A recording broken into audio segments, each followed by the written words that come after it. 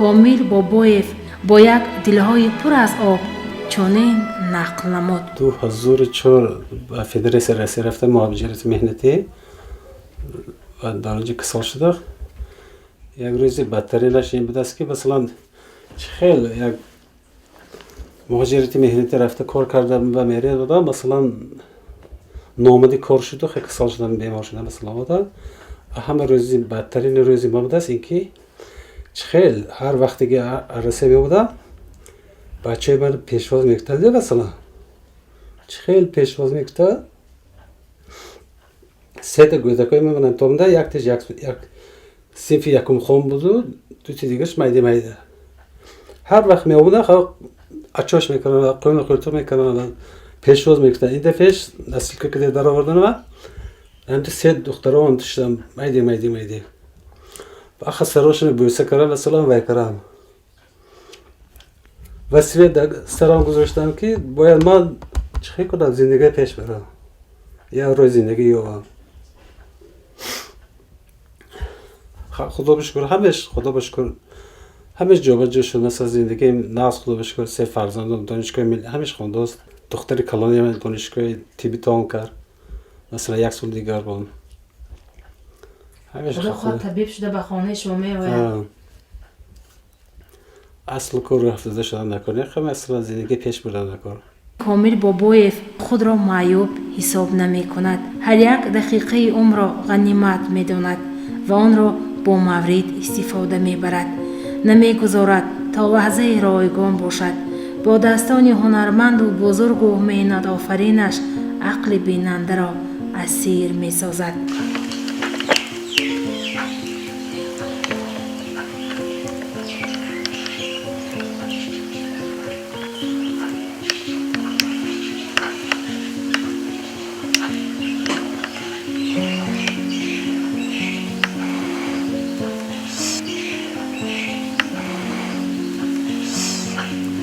قیمت مرد نه به سیم و زر است قیمت مرد به قدر هنر است. کامل بابایف دلگرمی زیاد بر روزگار دارد حیات اولوی خود را به همسر مهربانش اجابت عظیم و تصور کرده نمی تواند. در زندگی اجابت از سایه دست شوهر عزیزش است. همه هنرها هنگام آموزش دشواری دارند رنج دارند که کس را دلگیر می سازد ولی کم آدمان یافت می شوند که این دشواری ها را پس سر نمایند و هنر آموزند. قهرمان ما گرچند مرد باشد هم از نازکی های هنر زنانه با خبر است. او با پنجه های هنر آفرش با یک امید آرزو از رشته معجزه می آفرد. همچنین از کاغذ اسپید کوزه و سبد و گلدان می سازد. هنرهای دستی ساختش خیلی زیادند. بعضی زنها در آفریدن هنر تنبلی میکشند اما کامل بابایف با امکانیت های محدود زحمت میکشد تا زیبایی آفرد.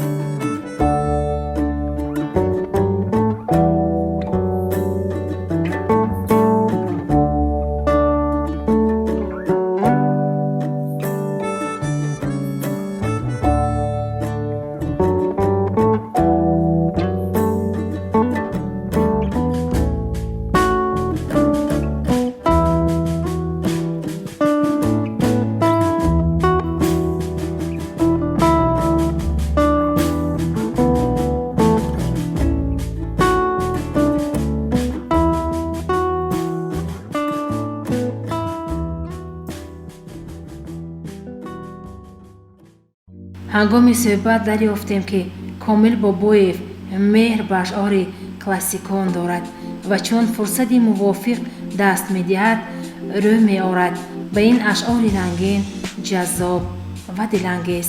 ин кӯза чун ман ошиқи зоре будааст, дар банди сари зулфи нигоре будааст.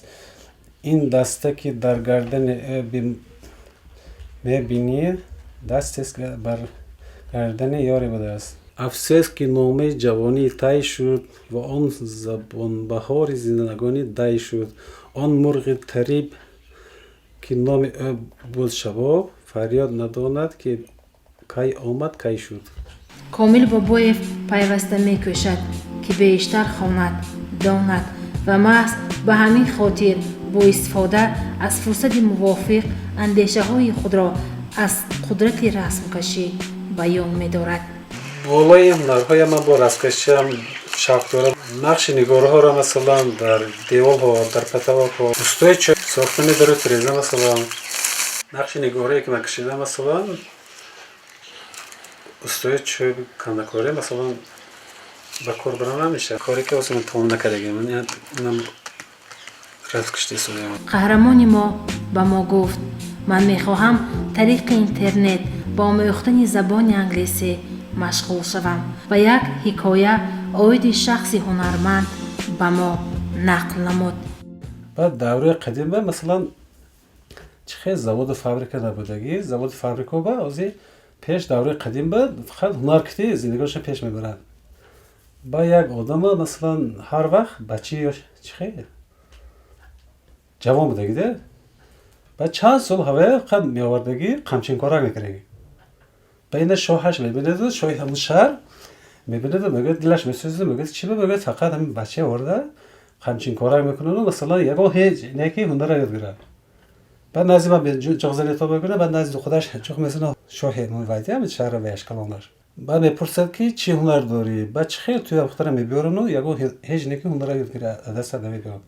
ба чӣ ҳунар дорӣ мегӯяд? Ба мегӯяд ки ба ҳунари вай чӣ ҷирғота нон рез кара хӯрдан нағз медам мегӯяд. баъд шоҳ фармо метад ки косаи ҷирғота биреду, нона бире мегӯяд. баъд марда чорзони зада мешинеду, баъд худ шурӯъ кара чихел нона худ шурӯъ реза кара мехӯрад, вай мекунад, мереза мекунаду ба ҷирғота тепеш худ шурӯъ кара рехта, баъд вай мекунад, тарзи хӯрданашам худ шурӯъ мехӯрад масалан. баъд шоҳ мебинаду ҳавасаш меорад ҳамин чихел хӯрдани ҳавая. баъд мегӯяд хез мегӯяд аҷоҳат, хез мегӯяд ту ба ҷавоб. ту амрӯз иборат мегӯяд, масалан ту ҳунарат ман намебудааст. ман намедонам ҳунар мегӯяд. баъд не ки хӯрда масалан тарзи рафтори хӯрдан, тарзи шиштан, тарзи реза карди, пора кардани нону тарзи рехтани ҷирғотам ин ҳунари ҳамин ҳар кас небудааст. қаҳрамони мо шахси имконияташ маҳдуд аст, вале бо эътиқод ба худованд намоз мегузорад.